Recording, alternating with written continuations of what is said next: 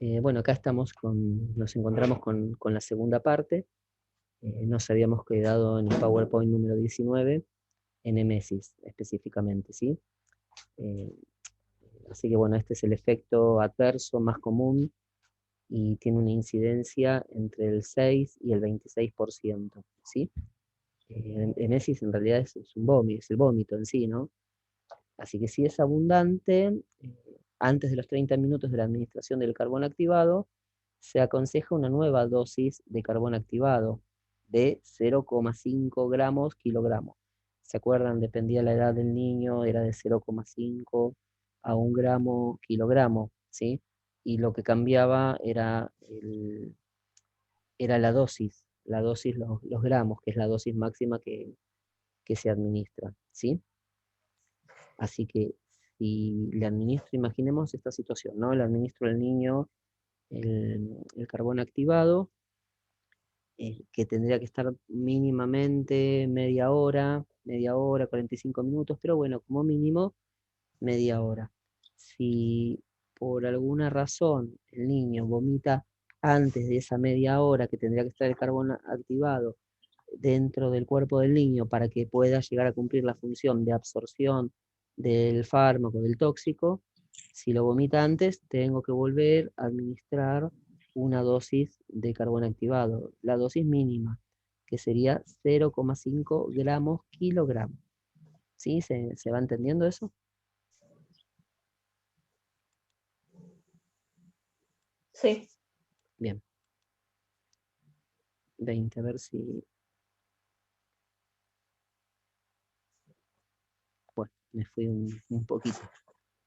Quería hacerlo presentado. Denme un segundito, llegamos y ya.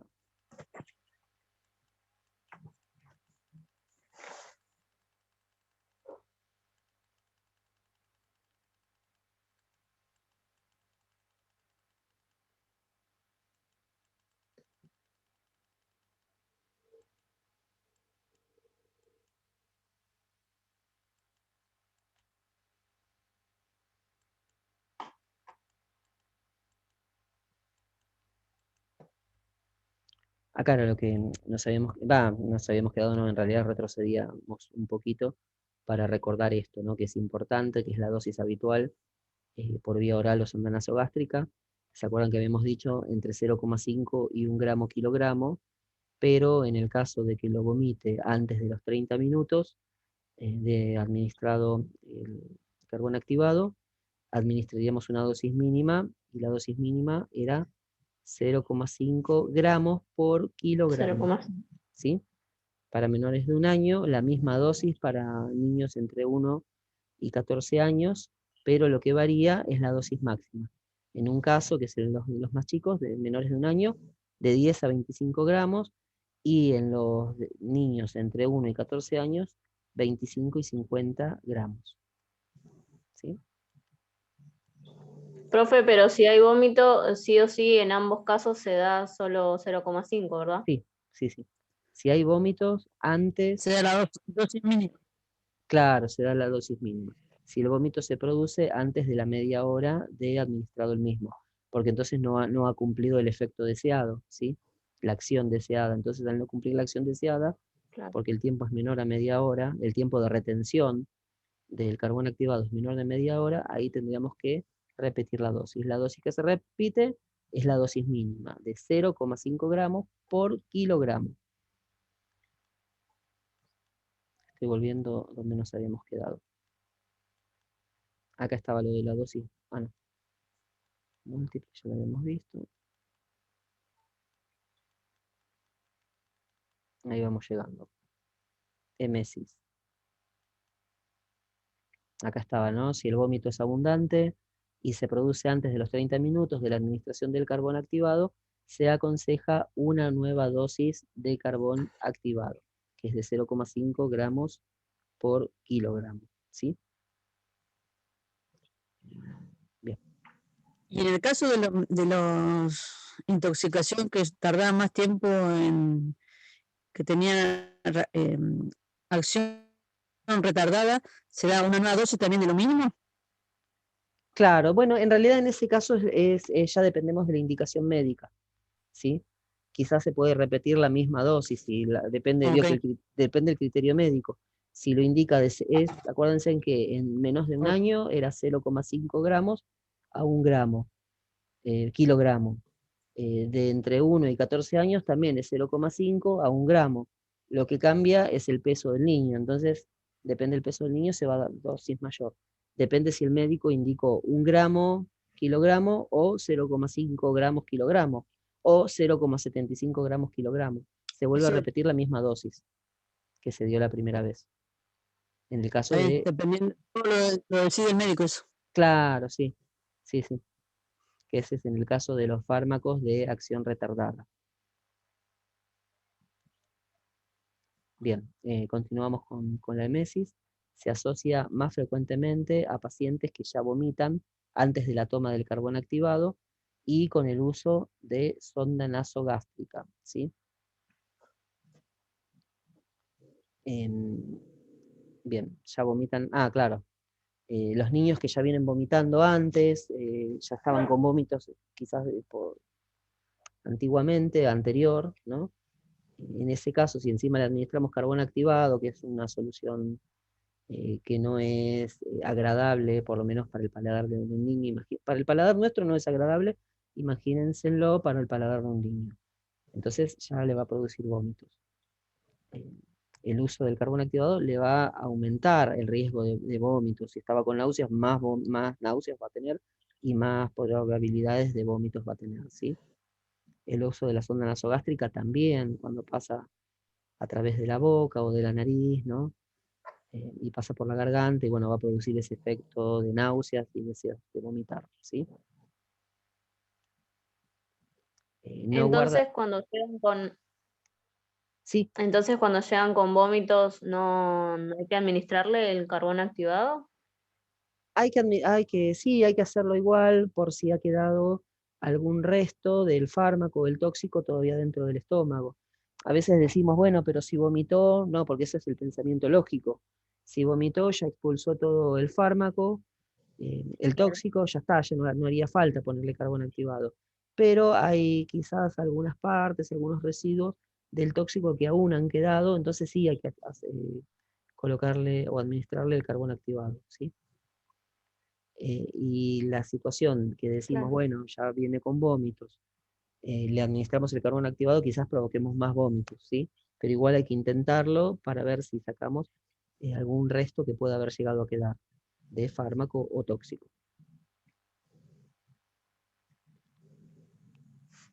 Bien.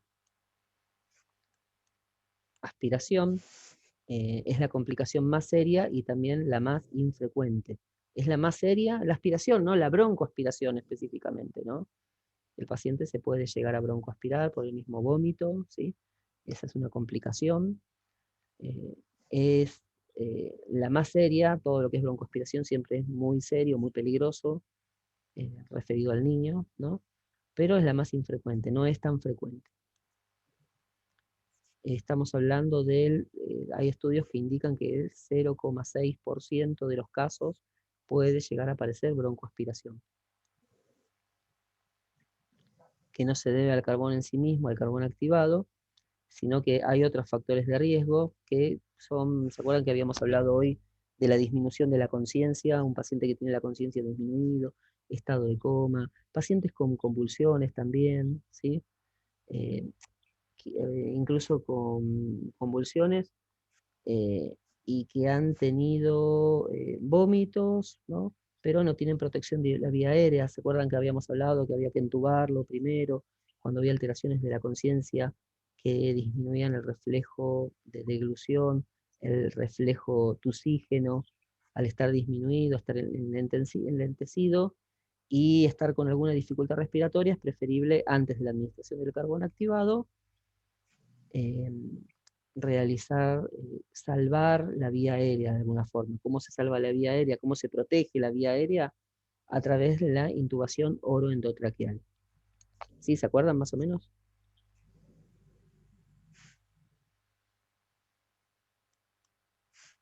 ¿Sí o no? Sí, Bien. Lo que habíamos hablado hoy, ¿sí? Bien. Alteraciones metabólicas, cuando se utilizan dosis repetidas de carbón activado, junto con catárticos, se han descrito alteraciones como hipermagnesemia, deshidratación, hipernatremia, hipocalemia, acidosis metabólica, por lo que no se administran conjuntamente, por lo menos no se recomienda. El catártico para que movilice intestino, ¿no? El carbón activado para absorber el fármaco, ¿sí? Si le administramos el catártico, va a eliminar mucho líquido, va a eliminar, bueno, la materia fecal, mucho líquido. Si se elimina líquido, vamos a tener riesgo de deshidratación. La deshidratación misma va a producir la hipernatremia por hemoconcentración, ¿sí? Va a disminuir el líquido, va a haber una hemoconcentración, por lo tanto va a haber hipernatremia. El líquido que se va a través del intestino por el catártico va a producir hipocalemia, va a producir acidosis metabólica, esto es un conjunto, ¿no? El organismo funciona en forma conjunta. Si hay una alteración a nivel digestivo, eso va a generar una alteración a nivel metabólico, incluso a nivel respiratorio, todo va en conjunto siempre, ¿sí? Incluso a nivel neurológico también. La misma deshidratación, la deshidratación va a producir hipovolemia, la hipovolemia va a producir hipoperfusión de los tejidos, más o menos se van dando cuenta, ¿no? Lo que les digo.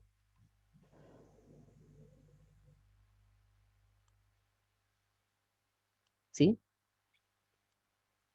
Bien, perforación esofágica o gástrica, laringoespasmo, arritmias. Todo esto, que son las perforaciones esofágica o gástrica, el laringoespasmo, las arritmias, se incrementan cuando el carbón activado se utiliza junto con el lavado gástrico e incluso únicamente con la presencia de sonda oro o nasogástrica. La presencia de la sonda nasogástrica puede producir perforación esofágica, ¿sí? Puede producir laringoespasmo y por reflejo vagal puede producir arritmias, ¿sí? Incluso hasta puede producir asistolia.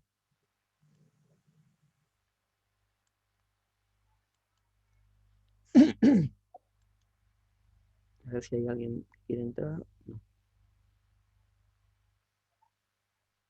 No intento entrar más tarde. Otros. Bueno, el carbón activado puede dificultar la visualización de la orofaringe, lo que hace la endoscopía o intubación más dificultosa. ¿Sí? Le pasamos carbón activado, bueno, ese carbón activado va a producir alguna dificultad extra para la intubación, porque no va a permitir que se pueda observar adecuadamente la orofaringe, por lo cual la intubación va a ser más dificultosa. Reduce también la eficacia de los antídotos. Ya habíamos visto en la clase anterior, cuando estuvimos viendo la intoxicación, habíamos visto que para cada tóxico, para cada fármaco administrado, había algún antídoto, ¿no? Que el antídoto, ¿qué hace? Revierte la acción de un fármaco, revierte, la anula, ¿sí? O por lo menos la disminuye. Imagínense si está el carbón activado administrado que absorbe estas drogas, los tóxicos, también va a disminuir la absorción, va a disminuir el efecto de los antídotos, ¿sí? Eso es para tener en cuenta también. Contraindicaciones del carbón activado, bueno, la vía aérea no protegida, cuando hay disminución del nivel de conciencia. Ya lo habíamos hablado, ¿no? Cuando hay disminución del nivel de conciencia, es adecuado administrar, salvar la vía aérea a través de una intubación oroendotraqueal, ¿sí? Cuando no está protegida la vía aérea y hay una disminución del nivel de conciencia, es adecuado, está contraindicado el carbón activado en ese momento, ¿sí? Por eso es adecuado salvar la vía aérea primero. Cuando hay ingestión de ácidos o álcalis corrosivos, bueno, ahí también está contraindicado el carbón activado, ¿sí? ¿Por qué? Porque va a producir lesión de la mucosa del esófago y gástrica también, ¿sí? Imagínense cuando encima que hay algún tipo de ácido, álcalis, le colocamos una sonda, vamos a lesionar, ¿sí? A lesionar más de lo que ya está lesionado. Pacientes con obstrucción o disfunción gastrointestinal, riesgo de hemorragia o perforación gástrica, también está contraindicado. ¿no? Pacientes con obstrucción. Obviamente, si hay obstrucción gástrica, no podemos administrarle ningún tipo de medicamento.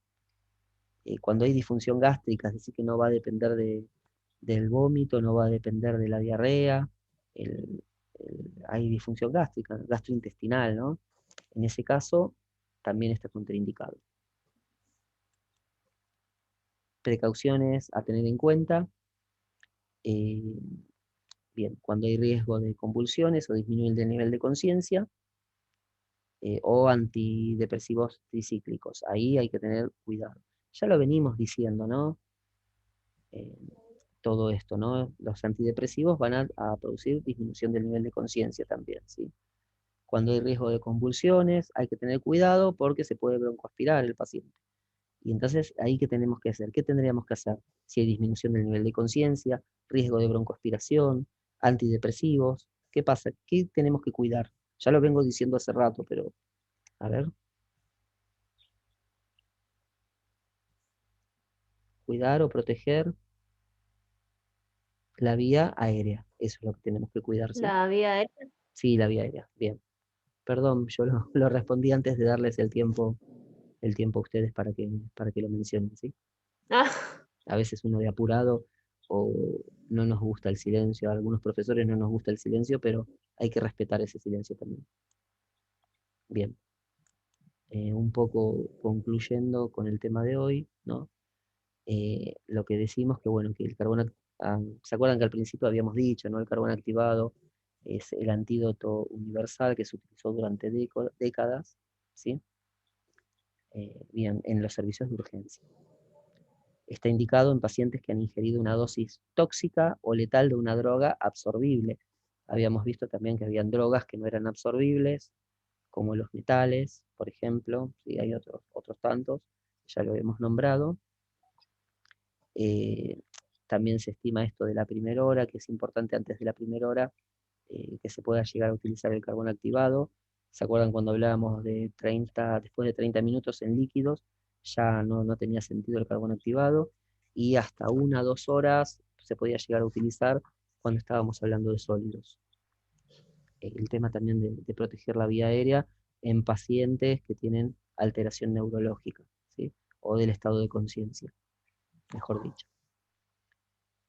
Bien, puesto que no se ha demostrado su beneficio cuando se ha pasado 1 hora de ingestión del tóxico, no está indicada su administración de forma rutinaria. Después de que pasó 1 hora, algunos hasta 2 horas, y habían fármacos de absorción retardada que podíamos hablar de un poco más, ¿sí? Hasta 4 horas inclusive. Bien, ahí está, dice lo mismo que dije hace un ratito, que hay que tener en cuenta los fármacos que están enlentecidos, ¿no? Fármacos tóxicos que producen enlentecimiento de la motilidad gástrica, también hay que tenerlo en cuenta. Ese se reduce el tiempo y se puede utilizar hasta pasadas más de 2 horas el carbón activado, en ese caso. Lo de mezclar las sustancias también, que tienen, eh, por ejemplo, jugos de fruta, se pueden utilizar, ¿sí? ¿Se acuerdan? Después habían algunos que disminuían el efecto, como los cereales, entonces no se tenían que utilizar, ¿sí? Así que bueno, esto sería todo por la clase de hoy. La clase que viene vamos a continuar con otro tipo de fármacos para la desintoxicación, ¿sí? Ya no sería carbón activado, sino serían otro tipo de fármacos, pero bueno, lo daríamos la clase que viene, ¿sí? Así que bueno, dejo de grabar y nos quedamos charlando un ratito, ¿sí? Si quieren, ¿sí? Gracias.